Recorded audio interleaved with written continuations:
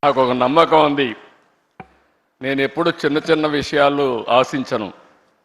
ఏది చేసినా మెగా స్కేలే చేయాలనుకుంటాను. ఆ రోజు హైదరాబాద్ కూడా బ్రిక్ బై బ్రిక్ బిల్డప్ చేశా.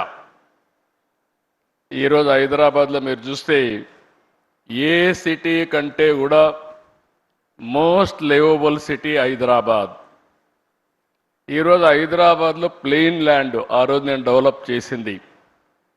ఈరోజు విశాఖపట్నం చూస్తే ఇండియాలో ఇలాంటి సినరిక్ ప్లేస్ ఎక్కడా ఉండదు. బ్యూటిఫుల్ బీచెస్, సీ ఒక పక్క, హిల్స్ ఒక పక్క. ఈ సిటీని చూస్తే మంచి ప్రజానికం కూడా. అలాంటి సిటీ ఇండియాలో బాంబే చూస్తున్నాం, బెంగళూరు చూస్తున్నాం, హైదరాబాద్ చూస్తున్నాం, చెన్నై చూస్తున్నాం. కానీ దీనికి ఉండే ఫ్యూచర్స్ ఏ సిటీకి లేవు. నేను అదే చెప్పాను రవి గారికి. రవి గారు మీ భువనేశ్వర్ పక్కనే, మీరు అక్కడ 80% తెలుగు వాళ్ళు, మీరు ఒక 20-30% ఒరిస్సా. కానీ ఒరిస్సా అంతా కూడా ఇక్కడికే వస్తారు పనిచేయడానికి. This will be the biggest centre for Orissa and Andhra Visakhapatnam. It is going to happen.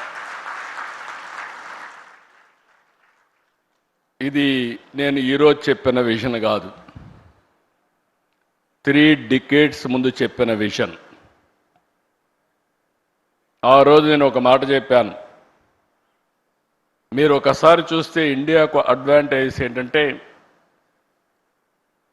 91లో మనకు ఎకనామిక్ రిఫార్మ్స్ వచ్చాయి. అంతవరకు ఇండియా అంటే ప్రపంచం అంతా చిన్న చూపు ఉండేది.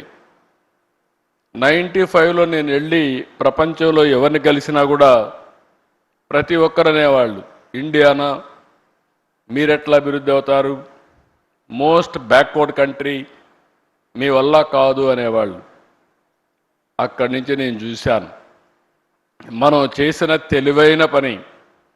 95లో ఇంటర్నెట్ రెవల్యూషన్ వస్తే ఆ ఇంటర్నెట్ రెవల్యూషన్కి ఆధారంగా ఐటీ ఫస్ట్ మోర్ అడ్వాంటేజ్ మనం తీసుకున్నాం. ఈరోజు నాలెడ్జ్ ఎకానమీకి బ్యాక్ బోన్ ఐటీ అయ్యింది. ఇప్పుడు ఏఐ, డేటా సెంటర్స్ ఇవన్నీ వచ్చే పరిస్థితికి వచ్చింది.